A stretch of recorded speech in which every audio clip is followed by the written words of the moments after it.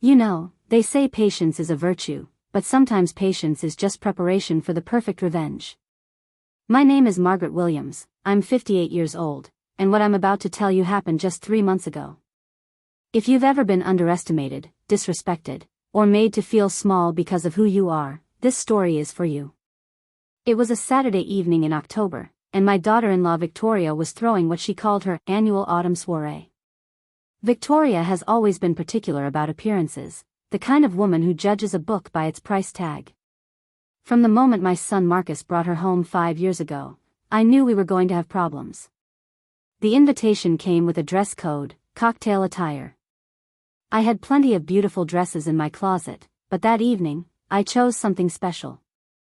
A navy blue dress with small white flowers, simple but elegant. My mother had sewn it by hand in 1987 for my college graduation. It was the last gift she ever gave me before passing away from cancer. As I stood in my bedroom mirror, smoothing down the familiar fabric, I whispered like I always did, "Give me strength tonight, Mama." I had no idea this would be the last time I'd need to ask for patience instead of power.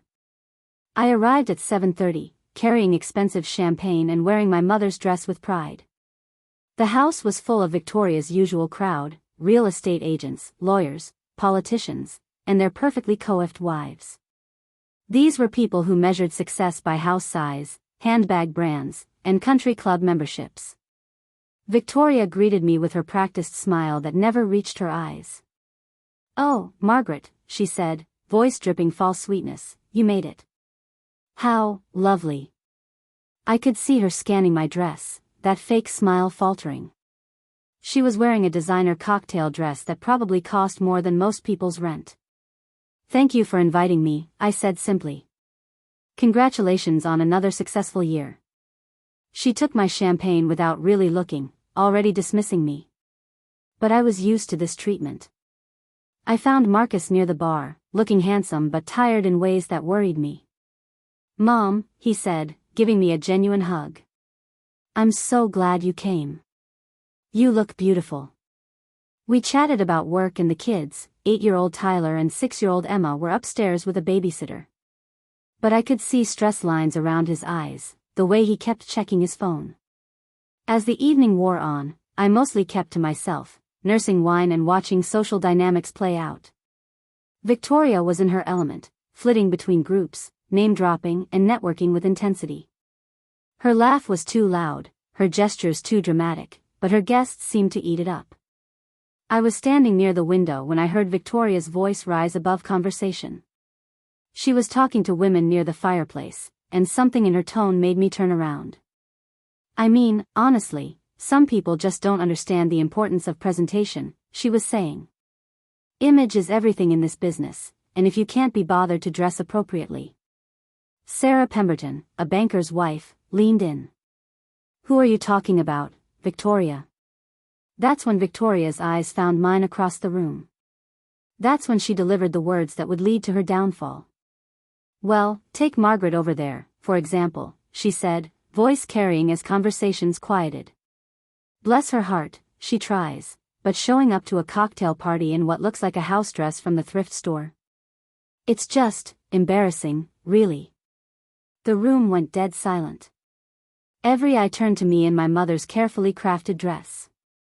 I felt shame rise up my neck, the familiar burn I'd experienced too many times in Victoria's presence. But this time was different. This time, she'd gone too far. Sarah looked uncomfortable. "Victoria, I don't think." But Victoria was on a roll, emboldened by attention and wine. "I've tried to help her, you know. Offered shopping trips, my personal stylist. But some people are just content to be ordinary. Content to dress like they shop at garage sales and pretend it's charming." A few people laughed nervously. Others looked away, embarrassed. But she wasn't done. When you marry up, there's an expectation to rise to the occasion. To fit into your new social circle. But I suppose when you come from different circumstances, it's hard to understand keeping up appearances. The racial undertone was subtle but unmistakable. I stood there, hands trembling as I gripped my wine glass, feeling 30 strangers judging me, finding me lacking. Marcus appeared at my side, face flushed with anger. "Victoria," he said sharply, but she held up a hand. "Oh Marcus, I'm just making conversation. I'm sure your mother understands I'm only trying to help."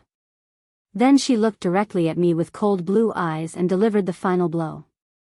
"Margaret, honey, that dress is so quaint. So wonderfully vintage. It reminds me of costume departments from 1950s movies. You know, the ones about maids and housekeepers. So authentic." The laughter that followed wasn't loud, but it cut deep. I stood there for what felt like eternity, my mother's dress suddenly feeling heavy, my chest tight with rage and humiliation. But here's what Victoria didn't know about me. I didn't get where I am by crumbling under pressure. I didn't build an empire by letting bullies break me down. And I sure didn't survive 58 years as a black woman by letting some privileged girl make me feel small. So I smiled. Not fake like Victoria's, but real. A smile from absolute certainty that this moment would be the last time Victoria ever underestimated me. "You're absolutely right, Victoria," I said calmly, voice clear enough for everyone to hear. "This dress is vintage. Made by hand in 1987 by a woman who worked 3 jobs to put herself through college, who raised 5 children alone after her husband died in Vietnam, and who taught me that real class has nothing to do with what you wear and everything to do with how you treat people." I set my wine glass down and smoothed my hands over my mother's dress one more time. "Thank you for a lovely evening." And I walked out. Not running, not hiding, but walking with my head high and shoulders straight. As I drove home, hands still shaking with adrenaline, I made a decision that would change everything. I was done being the quiet mother-in-law. Victoria wanted to play games about class and status. She had no idea who she was really playing with. Write in the comments if you've ever been underestimated because of how you looked. Trust me, you're going to love what happened next. The drive to my home in Beacon Hill takes 12 minutes. As I pulled into my driveway, I sat looking up at my modest 2-story colonial. It wasn't the biggest house in the neighborhood, but it was mine. Paid for in full with money I'd earned through sweat and determination. But I wasn't thinking about my house. I was thinking about Victoria's. That sprawling Tudor mansion with perfectly manicured gardens. I was thinking about how she'd shown it off to guests, how she'd made sure everyone knew this was her domain, her proof of success. What Victoria didn't know was that I knew that house better than she did. I knew it because 3 years ago, when it went up for sale, I'd been the one to buy it. Not Margaret Williams, the quiet mother-in-law who shopped at thrift stores. Margaret Williams, the businesswoman. Margaret Williams, founder and CEO of Crown Property Management, a company worth over $8 million with 43 rental properties across 3 states. I poured tea and settled into my favorite chair, surrounded by photo albums and business journals that told my real story. The story Victoria had never bothered to ask about because she'd already decided who I was based on my skin color and my son's salary. Let me tell you that story, because it's important for understanding how satisfying what came next really was. I married Robert Williams when I was 22, fresh out of business school. Robert was a good man, kind, hardworking, devoted. He worked as a mechanic while I started in real estate. Marcus was born in 1990, and for a few years, we were the perfect little family. But life changed course when we least expected it. In 1998, when Marcus was 8, Robert was diagnosed with lung cancer. He fought hard for 2 years, but medical bills piled up faster than insurance could cover them. Our savings disappeared. Credit cards maxed out. That's when I made the decision that changed my life's trajectory. I convinced Robert to let me remortgage our house and use the equity to buy a small apartment building. It was a huge risk, but I could see potential others couldn't. The building was in a neighborhood just starting to turn around. Robert died in March 2000, just 3 weeks after we closed on that first investment property. I was 34, a widow with a 10-year-old son and a mountain of debt. But I also had something Victoria could never understand, absolute determination to survive and thrive. I threw myself into that apartment building like my life depended on it, because it did. I learned to fix leaky faucets, paint walls, negotiate with contractors who thought they could take advantage of a grieving widow. I learned to screen tenants, collect rent, deal with 1,000 little crises. Most importantly, I learned to see opportunity where others saw problems. That first building led to a second, then a third. I reinvested every penny back into the business, living modestly but always with an eye toward the future. By 2010, I owned 12 properties. By 2015, 26. And by the time Victoria met my son, Crown Property Management was worth over $8 million. But real wealth doesn't need to announce itself. It doesn't need designer dresses or fancy cars to prove its existence. I drove a 5-year-old Honda, shopped at department stores, and wore my mother's handmade dresses because those were choices I made, not limitations I faced. I'd built an empire while Victoria was figuring out how to use Daddy's trust fund. I'd created generational wealth while she worried about country club waiting lists. And I'd done it all while raising a son who was kind, hardworking, and respectful. But my discretion, my choice to keep business separate from family, had given Victoria ammunition to hurt me. She thought I was dependent on Marcus's salary. She thought I was grateful to be included in her world. She thought I was someone she could dismiss without consequences. She had no idea she was living in a house I owned. No idea that mortgage payments she and Marcus struggled with went directly into my business account. No idea that her precious Tudor mansion was just one small piece of my property portfolio. The irony was almost perfect. For 3 years, I'd watched Victoria play queen of the castle in a castle that belonged to me. I'd listened to her complain about property taxes I paid. I'd seen her stress about maintenance my company handled. And through it all, I'd stayed quiet, respecting Marcus's request to keep my business separate from his marriage. But that era was over. Victoria had crossed a line that couldn't be uncrossed. Tomorrow, she was going to learn exactly whose world she'd been living in. Sunday morning arrived gray and drizzly. I sat at my kitchen table with my laptop, reviewing the file I'd avoided thinking about, 1247 Elm Street, Victoria and Marcus's address. I'd purchased the property through Hamilton Holdings in 2019. It had been a foreclosure, a beautiful home the previous owners lost during financial crisis. The irony wasn't lost on me that Victoria, so concerned with status, was living in a house taken from another family's misfortune. I'd seen it as a business opportunity, undervalued property in an excellent neighborhood with strong rental potential. I certainly never imagined my son would end up living there. I set my wine glass down and smoothed my hands over my mother's dress one more time. Thank you for a lovely evening. And I walked out. Not running, not hiding, but walking with my head high and shoulders straight.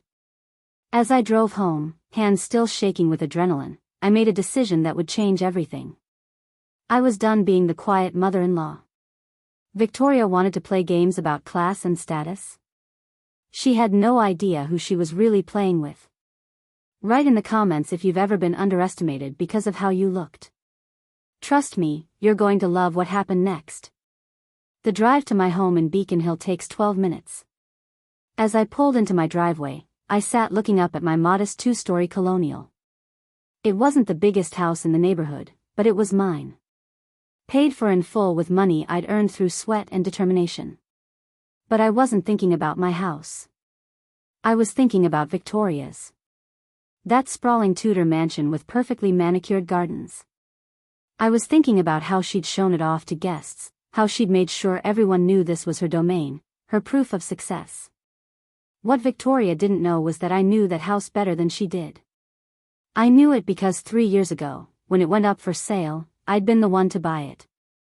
Not Margaret Williams, the quiet mother-in-law who shopped at thrift stores. Margaret Williams, the businesswoman. Margaret Williams, founder and CEO of Crown Property Management, a company worth over $8 million with 43 rental properties across 3 states. I poured tea and settled into my favorite chair, surrounded by photo albums and business journals that told my real story. The story Victoria had never bothered to ask about because she'd already decided who I was based on my skin color and my son's salary. Let me tell you that story, because it's important for understanding how satisfying what came next really was. I married Robert Williams when I was 22, fresh out of business school. Robert was a good man, kind, hardworking, devoted. He worked as a mechanic while I started in real estate. Marcus was born in 1990, and for a few years, we were the perfect little family. But life changed course when we least expected it. In 1998, when Marcus was 8, Robert was diagnosed with lung cancer. He fought hard for 2 years, but medical bills piled up faster than insurance could cover them. Our savings disappeared. Credit cards maxed out. That's when I made the decision that changed my life's trajectory. I convinced Robert to let me remortgage our house and use the equity to buy a small apartment building. It was a huge risk, but I could see potential others couldn't. The building was in a neighborhood just starting to turn around. Robert died in March 2000, just 3 weeks after we closed on that first investment property. I was 34, a widow with a 10-year-old son and a mountain of debt. But I also had something Victoria could never understand: absolute determination to survive and thrive. I threw myself into that apartment building like my life depended on it, because it did. I learned to fix leaky faucets, paint walls, negotiate with contractors who thought they could take advantage of a grieving widow. I learned to screen tenants, collect rent, deal with 1,000 little crises. Most importantly, I learned to see opportunity where others saw problems. That first building led to a second, then a third. I reinvested every penny back into the business, living modestly but always with an eye toward the future.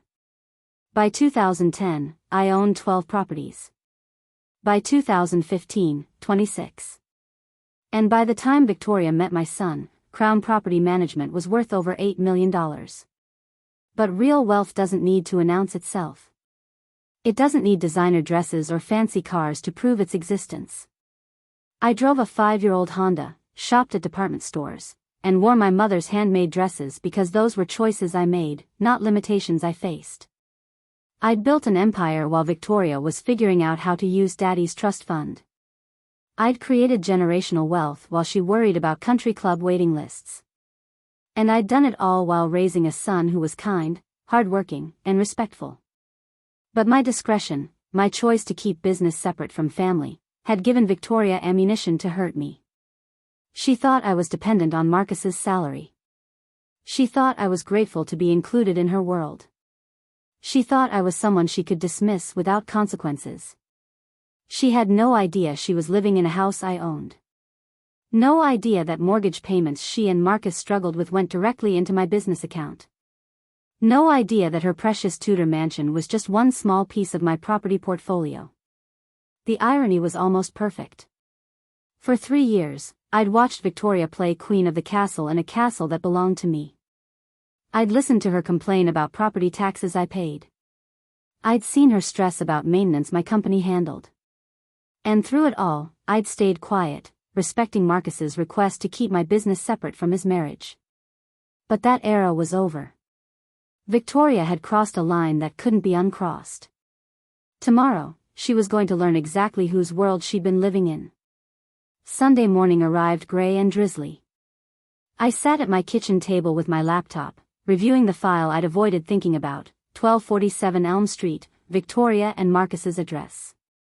I'd purchased the property through Hamilton Holdings in 2019. It had been a foreclosure, a beautiful home the previous owners lost during financial crisis. The irony wasn't lost on me that Victoria, so concerned with status, was living in a house taken from another family's misfortune. I'd seen it as a business opportunity, undervalued property in an excellent neighborhood with strong rental potential. I certainly never imagined my son would end up living there. When Marcus told me they were looking for a rental house, I almost mentioned having properties available. But something held me back, maybe intuition that Victoria wouldn't appreciate her mother-in-law being her landlord. So I stayed quiet and let them find it through a real estate agent like any other tenants. The monthly rent of $3,800 went directly to Hamilton Holdings. My property management company handled maintenance, lease renewals, daily business.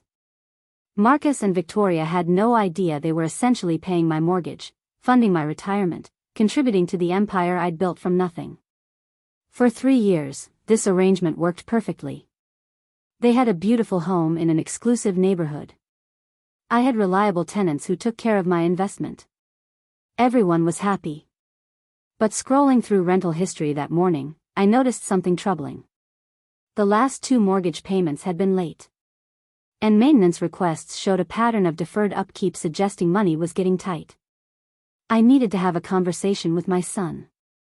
Marcus answered his phone sounding tired despite it being 10 in the morning. Mom? Everything okay? I was hoping we could talk. Are you free for lunch today? Just the 2 of us? There was a pause, Victoria's voice sharp in the background. Yeah, I think I can make that work. Is this about last night? We'll talk when I see you. How about Café Luna? 1 o'clock? That works. And Marcus? Don't bring Victoria. This is just you and me. More background noise from Victoria, her voice rising in irritation. Okay, Mom. I'll see you there. Café Luna was exactly as I remembered from Marcus's college days, small tables, mismatched chairs, local artwork. I arrived first and chose a corner table for privacy. Marcus walked in looking more stressed than I'd seen him in months. Hair disheveled, shirt wrinkled, dark circles under his eyes speaking of sleepless nights and mounting pressure. Hey, Mom, he said, kissing my cheek before settling across from me. You look nice. Very corporate. Thank you. You look tired. It's been rough. Work's been crazy, the kids are keeping us busy, and Victoria's been under a lot of stress lately. Is that what we're calling it? I asked mildly. Marcus flinched. Mom, about last night. Let's order first, then we can talk. We made small talk while waiting for food, Tyler's soccer season, Emma's piano lessons, his latest architectural projects. Normal mother-son conversation that felt precious given the tension building between us for months. But once the waitress brought our sandwiches, I decided to address the elephant in the room. So, tell me about your finances. Marcus nearly choked on his turkey club. I'm sorry, what? Your finances. How are things going money-wise? Mom, I don't really think that's. Marcus. I used the tone that had gotten him to clean his room for 18 years. I'm your mother. I love you. I can see you're struggling. Talk to me. He set down his sandwich, suddenly looking much younger than 32. It's complicated. Most things are. Start wherever feels comfortable. He was quiet, staring out the window. When he finally spoke, his voice was barely a whisper. We're broke, Mom. Not just tight, actually broke. 3 months behind on mortgage, 2 months behind on car payments, Victoria's credit cards maxed out. I've been picking up freelance work weekends, but it's not enough. My heart broke for him, but I kept my expression neutral. How long has this been going on? About a year, maybe longer. Victoria likes nice things. Nice clothes, restaurants, vacations. I wanted to give her those things, be the husband who could provide the lifestyle she was used to. The lifestyle she was used to. Her family has money, Mom. A lot of money. Her father owns 3 car dealerships, her mother comes from old Charleston wealth. Victoria grew up with housekeepers, private schools, summer houses. She's used to a certain standard. And you felt you needed to maintain that standard. I know how it sounds. But Victoria's used to being around successful people, important people. She's used to being admired and respected, and I wanted to be worthy of that. Even if it meant going into debt. I thought I could handle it. My salary's good, and I kept thinking I'd get promoted, find a better job, the freelance work would turn permanent. I thought I could catch up. But you couldn't. No. And now we're looking at losing the house, Victoria's talking about moving back with her parents in Charleston, and I don't know what to do. I feel like I'm failing everyone. I reached across and took his hand like when he was little and worried about monsters under the bed. Baby, you're not failing anyone. You're working hard and doing your best. That's what good men do. But it's not enough. Maybe the problem isn't how much you're doing. Maybe it's what you're trying to do. He looked confused. What do you mean? I took a deep breath, knowing what I was about to say would change everything. Marcus, how much do you know about my business? Your business? The real estate stuff? I know you have a few rental properties and do okay. Why? A few rental properties.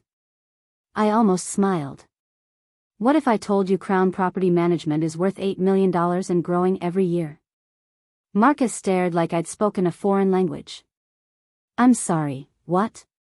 What if I told you I own 43 properties across 3 states, including luxury condominiums and commercial real estate? That last year alone, my company generated over $2 million in rental income? Mom, I don't understand. Are you joking? I pulled out my phone and opened my banking app, turning the screen so he could see my business account balance. 6 figures, with money flowing in and out daily as rent payments arrived and expenses were paid. Marcus went still, eyes fixed on the numbers. This is your account? One of several. But, you drive a Honda. You shop at Macy's. You live in a regular house. If you have this kind of money, why don't you? Why don't I what? Buy a mansion? Drive a Mercedes? Wear designer clothes to prove how successful I am. Because I don't need to prove anything to anyone. I built this business to provide security for my family, not to impress people at cocktail parties. Marcus was quiet, processing. Why didn't you ever tell me? Because you never asked. You assumed you knew what my life was like based on surface appearances. You decided I was a small-time real estate agent with a few rental properties, and you never looked deeper. But Mom, if you have this kind of money, why did you let me struggle? Why didn't you offer help when you knew Victoria and I were having problems? Because you never asked for help. Every time I tried to have serious conversations about money or planning, you changed the subject. Because Victoria made it clear my input wasn't welcome. That's not true. Marcus. Last Christmas, when I suggested you might want to meet with a financial planner, what did Victoria say? He looked down. She said we were doing fine and didn't need advice. From someone like me? Mom. It's okay. I know what she thinks of me. Last night made that crystal clear. I leaned back, trying to keep hurt from my voice. For 3 years, I've watched Victoria treat me like charity. Some poor, simple woman lucky to be included in your lives. I stayed quiet because I thought that's what you wanted. I never wanted you to feel that way. But you never stopped it from happening either. We sat in silence, both lost in thought. The cafe bustled around us, families enjoying lunch, students studying over coffee, normal life continuing while my relationship with my son underwent fundamental shift. Finally, Marcus looked up with tears in his eyes. I'm so sorry, Mom. Sorry I never asked about your business. Sorry I assumed you needed our charity instead of offering help. Really sorry about what Victoria said last night. It was cruel and wrong, and I should have stopped her. Yes, you should have. I was embarrassed and angry, and I didn't know what to say.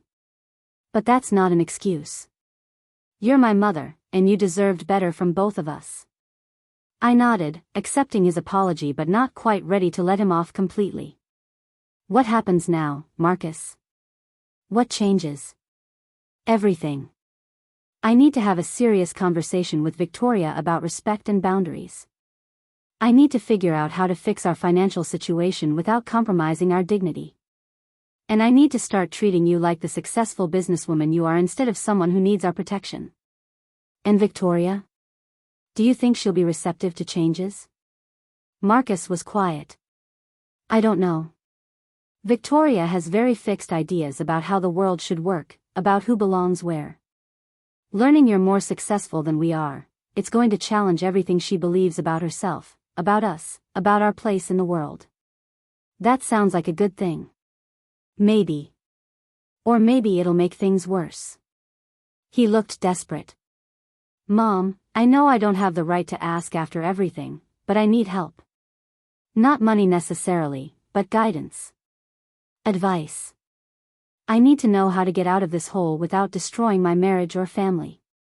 I studied my son's face, seeing not the successful architect he'd become, but the little boy who used to crawl into my bed during thunderstorms.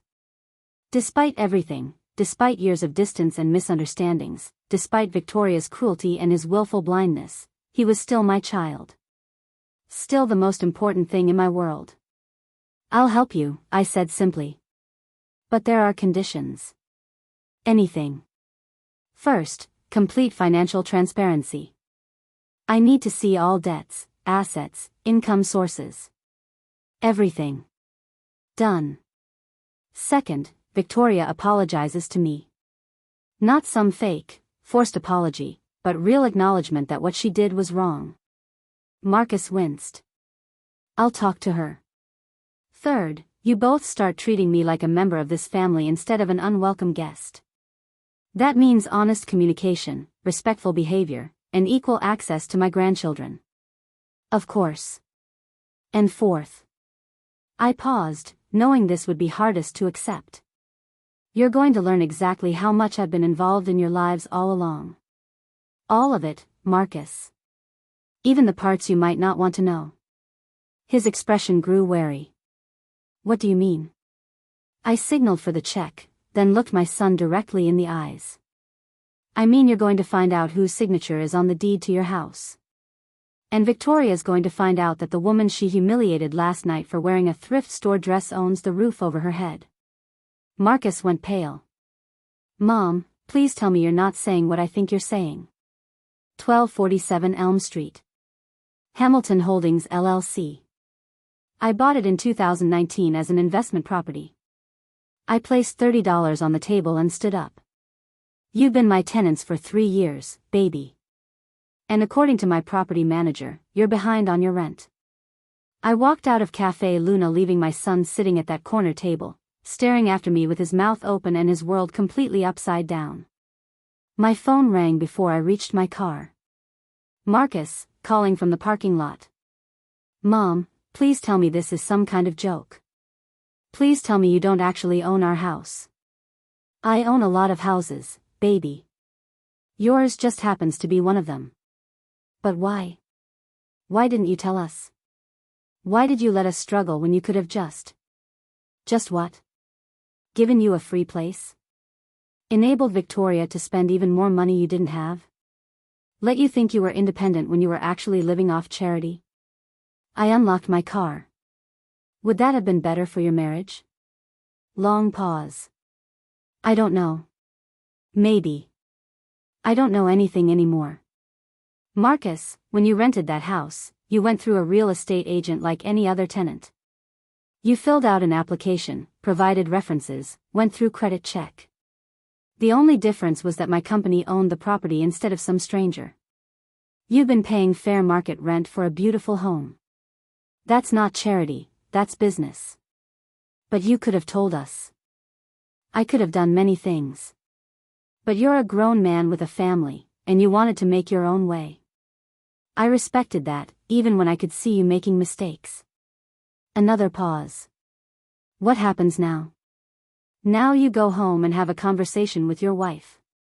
You explain that the woman she humiliated last night owns the house she's been playing queen in. You explain that her mother-in-law isn't some poor relation she has to tolerate. And then what? Then we see what kind of person Victoria really is. Does she apologize and try to make amends? Or does she double down and make this worse? Mom, I'm scared this will destroy my marriage. My heart ached, but I kept my voice steady.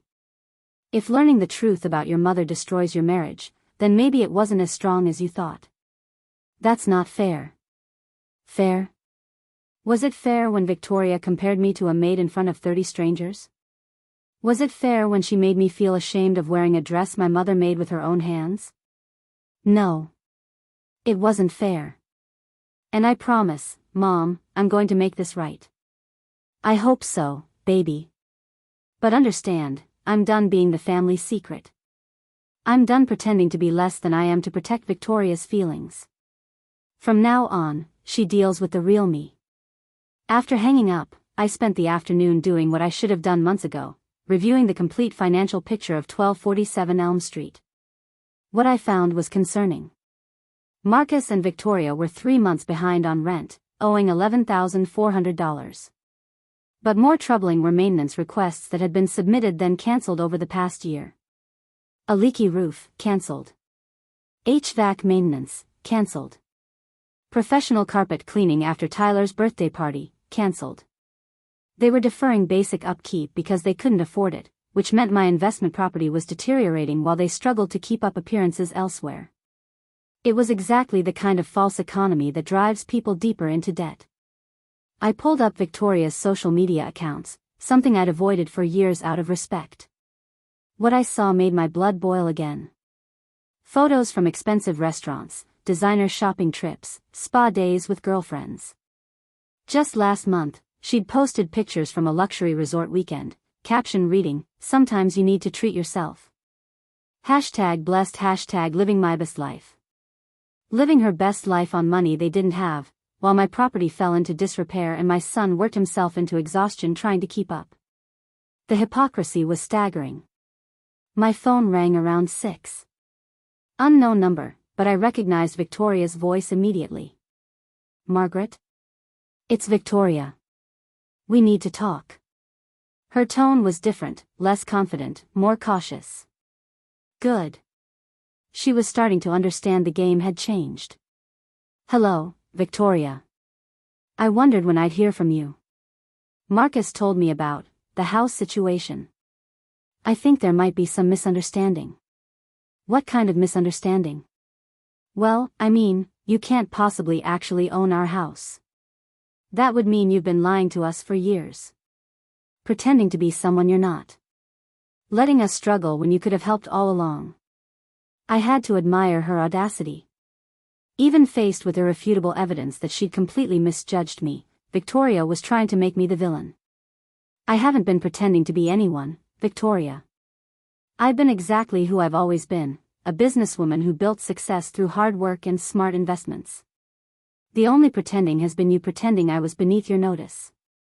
"I never said you were beneath. Last night you compared me to a maid, Victoria. In front of 30 people. You made fun of my clothes, implied I didn't belong in your social circle, treated me like an embarrassment. So let's not pretend you've ever shown me respect." Silence.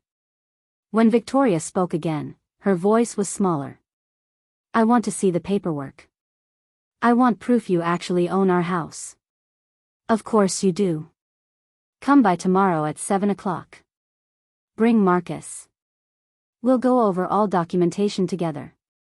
Tomorrow's Monday. I have a salon appointment at 6:30. I almost laughed. Even facing collapse of everything she thought she knew, Victoria was worried about her hair appointment. "Then reschedule it. This is more important. You can't just demand that we rearrange our schedules because..." "Victoria." I used the voice I'd perfected in 30 years of business negotiations. "I own your house.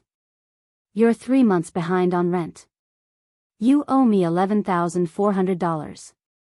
If you want to continue living there, you'll be at my house tomorrow at 7 sharp to discuss terms of your continued tenancy." Another silence. "Are you threatening to evict us?" "I'm informing you that you're in breach of your lease agreement and we need to discuss how to remedy that situation. What happens next depends entirely on your attitude and willingness to address the problems that led us here." "But we're family. You can't just..." "Family?" I let the word hang between us. "Victoria, when have you ever treated me like family? When have you invited me to spend time with my grandchildren without Marcus negotiating? When have you asked about my life, my work, my interests? When have you shown me basic courtesy you'd show a stranger? I never meant. You never meant to get caught. There's a difference." I walked to my window, looking out at the neighborhood I'd chosen carefully 15 years ago. "Victoria, I tried for 3 years to have a relationship with you. I bit my tongue when you made snide comments about my clothes, my house, my life. I accepted being treated like a second-class member of my own family because I thought it was what Marcus wanted. But last night, you showed me exactly what you think of me. Margaret, 7 o'clock tomorrow, Victoria. Don't be late. I hung up before she could respond, then immediately called my property manager. Janet, it's Margaret Williams. I need you to prepare a complete file on 1247 Elm Street, lease agreement, payment history, maintenance records, everything. I'm meeting with the tenants tomorrow night. Is there a problem, Mrs. Williams? They're my son and daughter-in-law, and it's time they understood the business relationship they've had with me for 3 years. Oh my.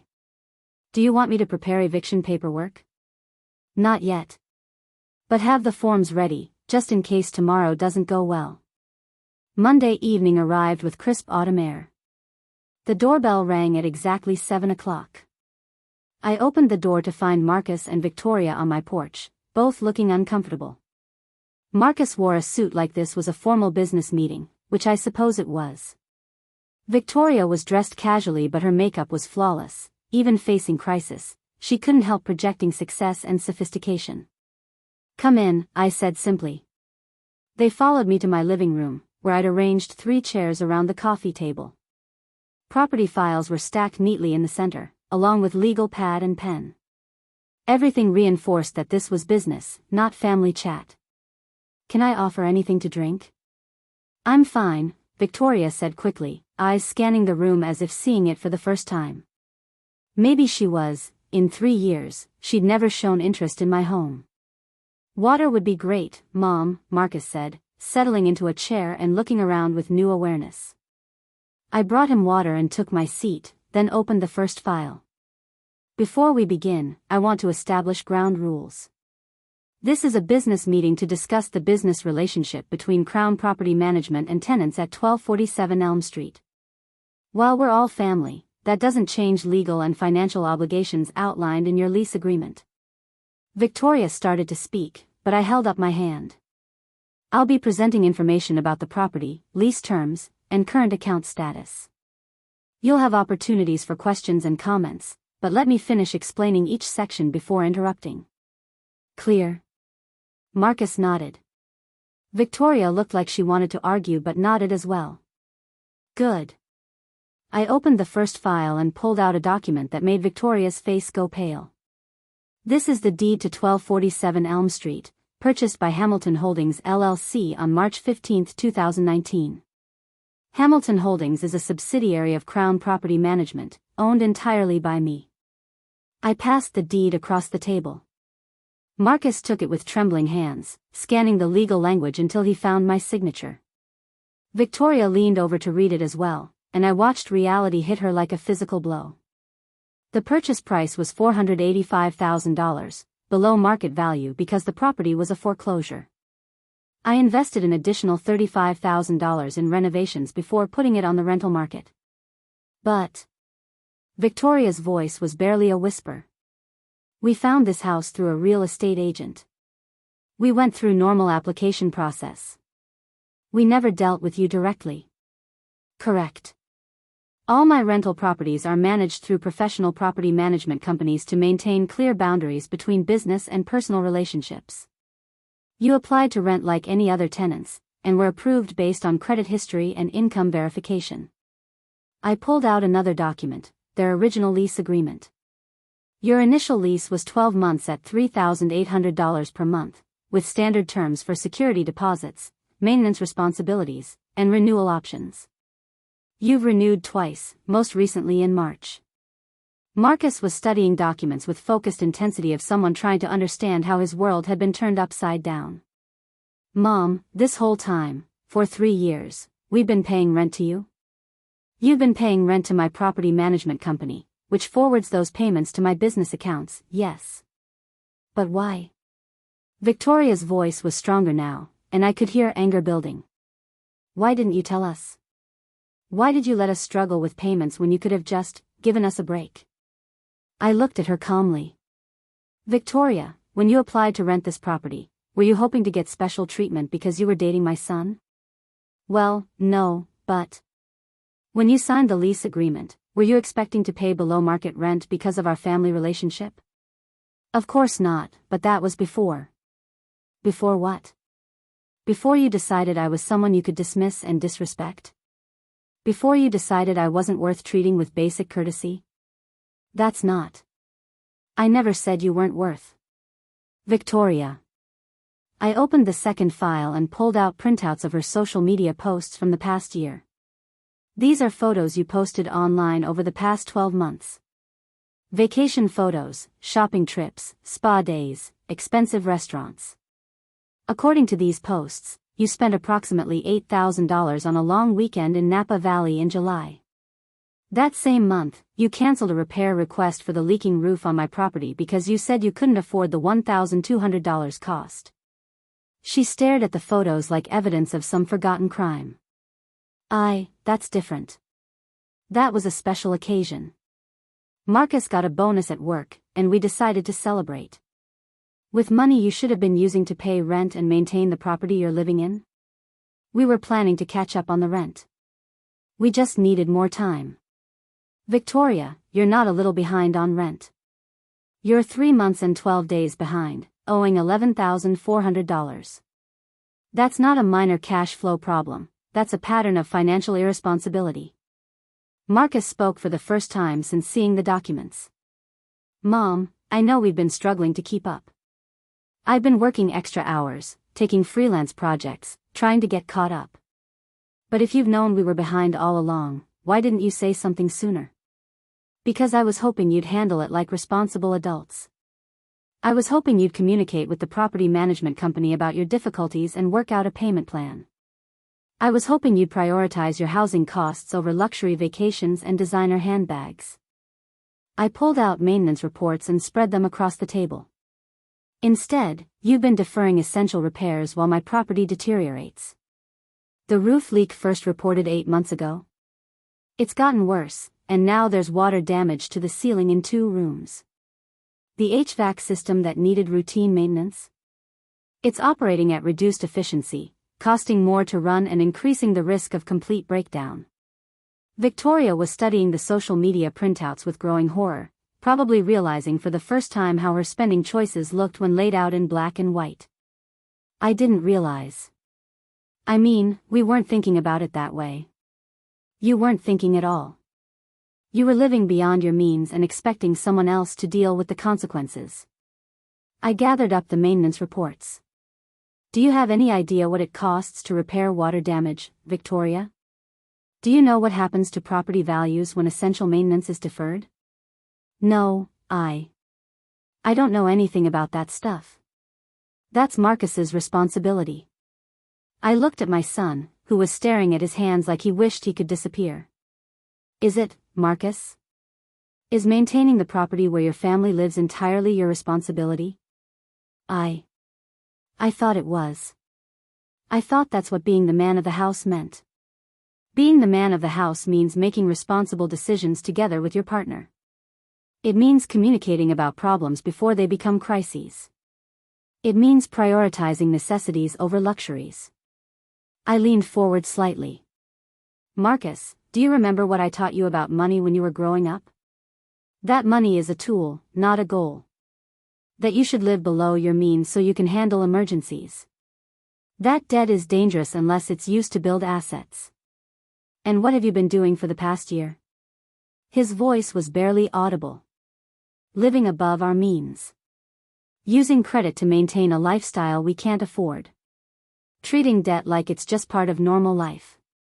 So what happened? What changed? Marcus glanced at Victoria, then back at me. I wanted to make Victoria happy. I wanted to give her the life she was used to, the life she deserved. I thought if I worked hard enough, if I was successful enough, I could make it work. And instead? Instead I've been digging us deeper into debt while lying to myself about our financial reality. Victoria had been quiet during this exchange, but now she spoke up, her voice defensive and shaky. Marcus, you make it sound like this is all my fault. Like I forced you to overspend or something. Didn't you? The question came out harsher than I'd intended, but I didn't take it back. I never asked him to go into debt for me. I never demanded expensive vacations or shopping trips. Those were gifts, things Marcus chose to do because he wanted to.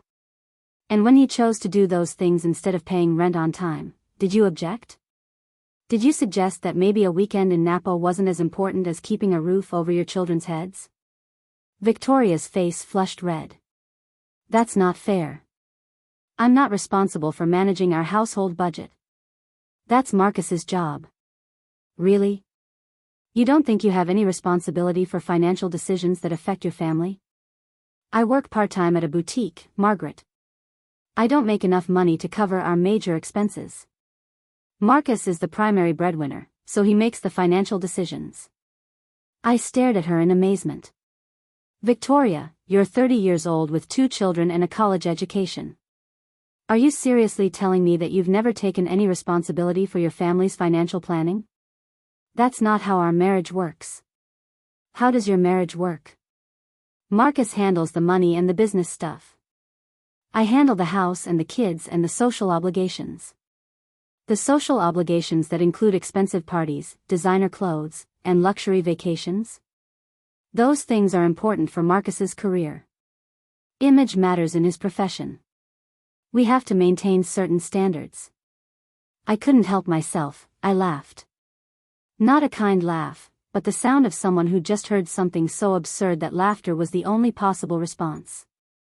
Victoria, do you see where you are right now? Do you understand what's happening in this room? She looked around confused, as if the question didn't make sense. You're sitting in the home of a woman who owns an $8 million business empire. A woman who built that empire while raising a son as a single mother and maintaining the certain standards that actually matter: integrity, responsibility, and hard work.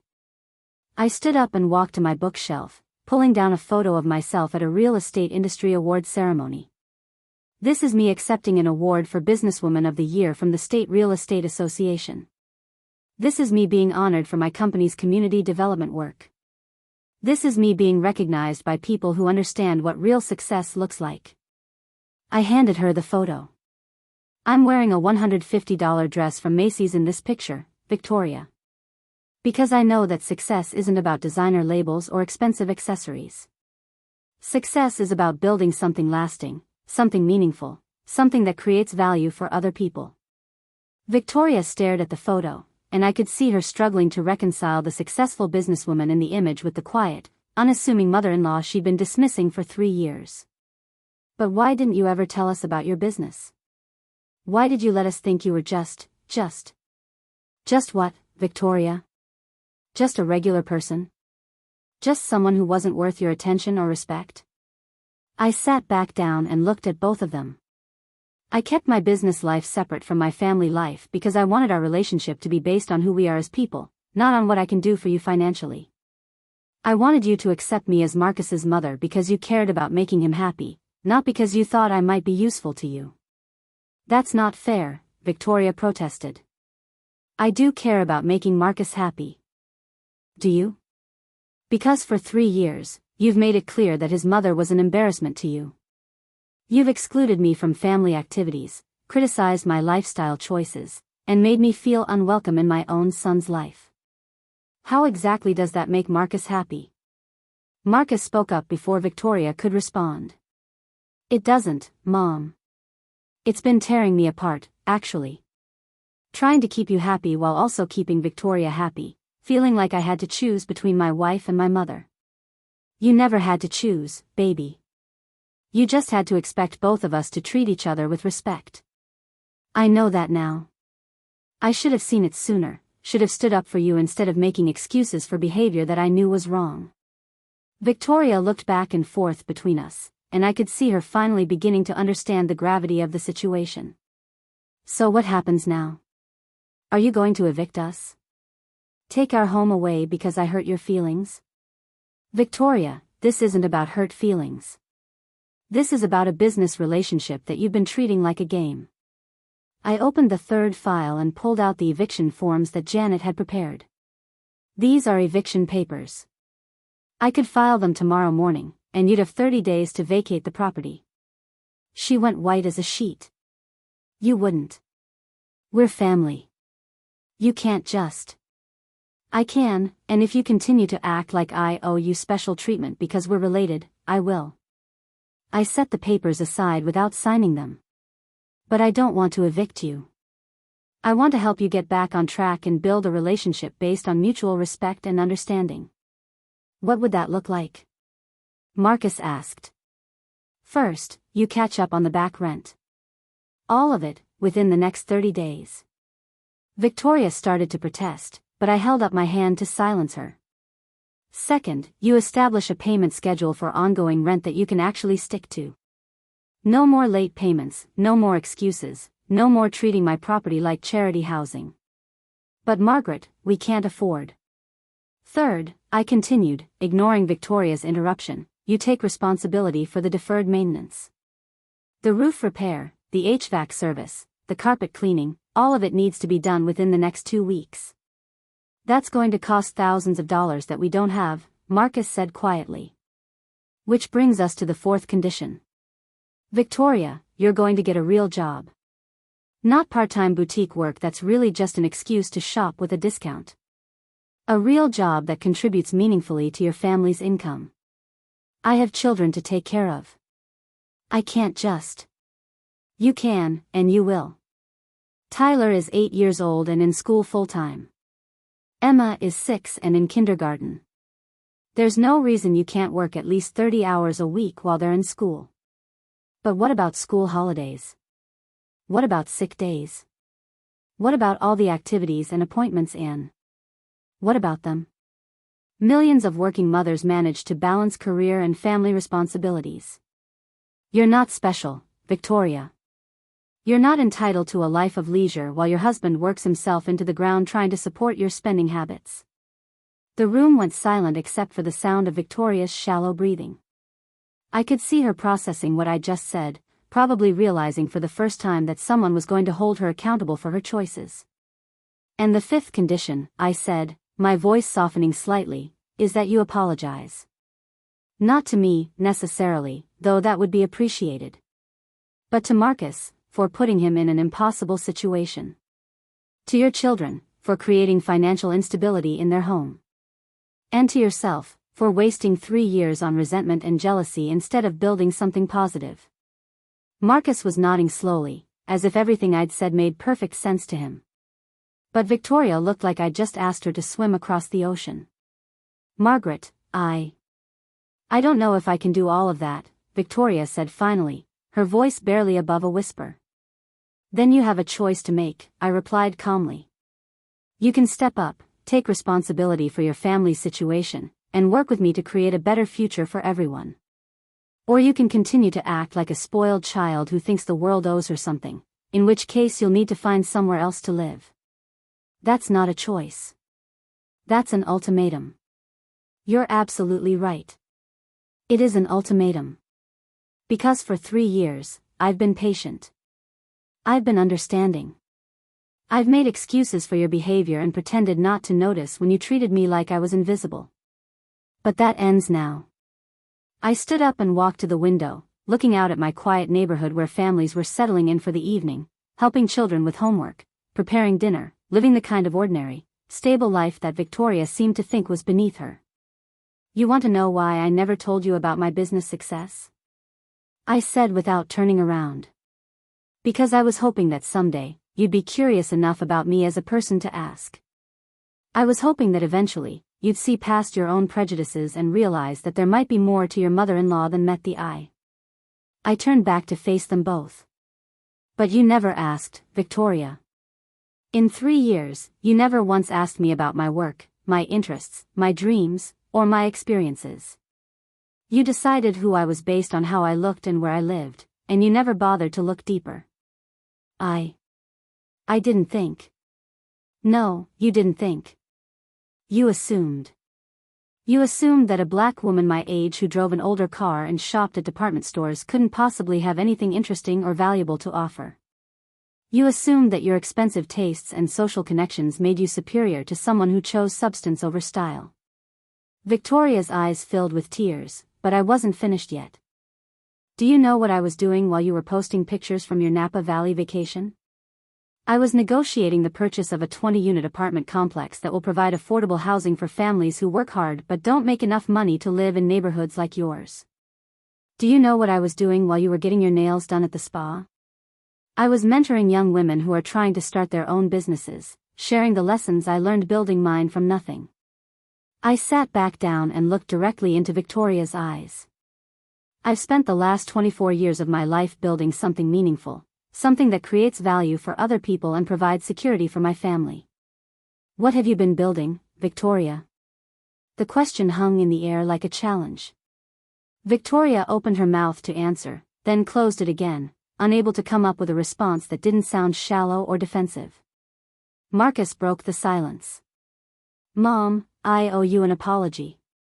A big one. I let Victoria's attitude toward you continue because it was easier than confronting the problem. I told myself that keeping the peace was more important than standing up for what was right. And what do you think now? I think I've been a coward. I think I've failed as a son and as a husband by not demanding better from both of us. He looked at Victoria with something that might have been disappointment. And I think we need to make some serious changes if we want to save our marriage and our family. Victoria wiped her eyes with the back of her hand, smearing her carefully applied mascara. I don't know how to be different. I don't know how to be the person you want me to be. I don't want you to be someone different, I said gently. I want you to be someone better. I want you to be the woman Marcus fell in love with, the mother your children deserve, and the daughter-in-law who treats me like family instead of like a burden. But what if I can't? What if I try and I fail? Then you try again. That's what adults do, Victoria. They make mistakes, they learn from them, and they try to do better next time. I opened my purse and pulled out a business card, not one of my generic Crown Property Management cards, but my personal card with my direct phone number. But here's the thing, you won't be doing it alone.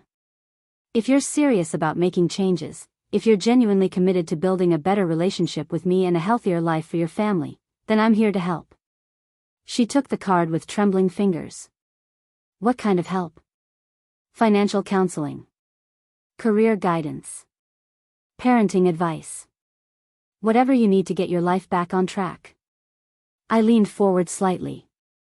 Victoria, I didn't become successful by tearing other people down. I became successful by lifting people up, by sharing knowledge and opportunities, by helping others achieve their potential. If you're willing to do the work, I'm willing to invest in your success. Why would you do that? After everything I've said and done? Because you're the mother of my grandchildren. Because you're married to my son. And because I believe that people can change if they're motivated and supported. I paused. But mostly because that's who I am. That's who I've always been, even when you couldn't see it. Marcus reached over and took Victoria's hand. Vic, this is our chance. This is our opportunity to start over, to build the kind of life we actually want instead of the kind of life we think we're supposed to want. I'll take it, Victoria said finally. I'll take your help, and I'll do whatever it takes to prove that you made the right decision in giving me another chance. Good. But Victoria, this is your last chance. There won't be any more patient understanding if you go back to treating me like I'm beneath your notice. There won't be any more excuses if you continue to prioritize appearances over responsibilities. This is it, your opportunity to prove that you can grow and change and become the woman your family needs you to be. She nodded, wiping away fresh tears. I understand.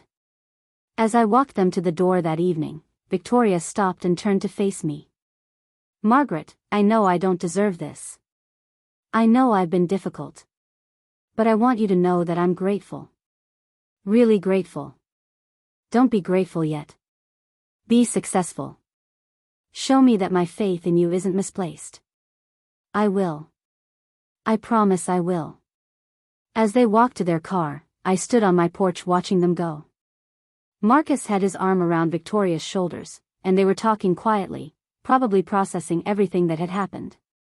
Tomorrow would bring new challenges, new opportunities for growth, new chances to build the kind of family we should have been all along. That night, as I got ready for bed, I caught sight of myself in the bathroom mirror and smiled. I was still the successful businesswoman who had built an empire from nothing. But I was also still the mother who would do anything to protect her child, the grandmother who wanted her grandchildren to grow up in a stable, loving home, and the woman who believed that people could change if they were given the right opportunities and support. 6 months later, Victoria had transformed into someone I barely recognized. She was working full-time as my assistant property manager, learning the business from the ground up and discovering skills she never knew she had. She and Marcus had caught up on their rent, established a realistic budget, and were actually saving money for the first time in years. But more importantly, Victoria had learned to see me as a complete person rather than as a convenient target for her own insecurities. She asked about my work, my experiences, my dreams. She invited me to family dinners and included me in decisions about the children's activities. She treated me with the respect and affection that should have characterized our relationship from the beginning. The transformation wasn't instant or easy.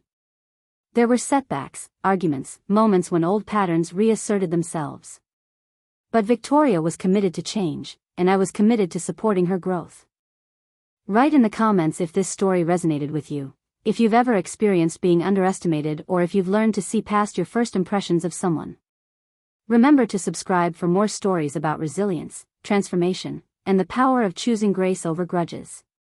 Because sometimes, the most powerful thing you can do when someone tries to make you feel small is to help them discover how big they can actually become. The best revenge isn't getting even, it's helping everyone involved become better than they were before. That's what real success looks like, and that's what real family can achieve when everyone commits to growing together instead of tearing each other down.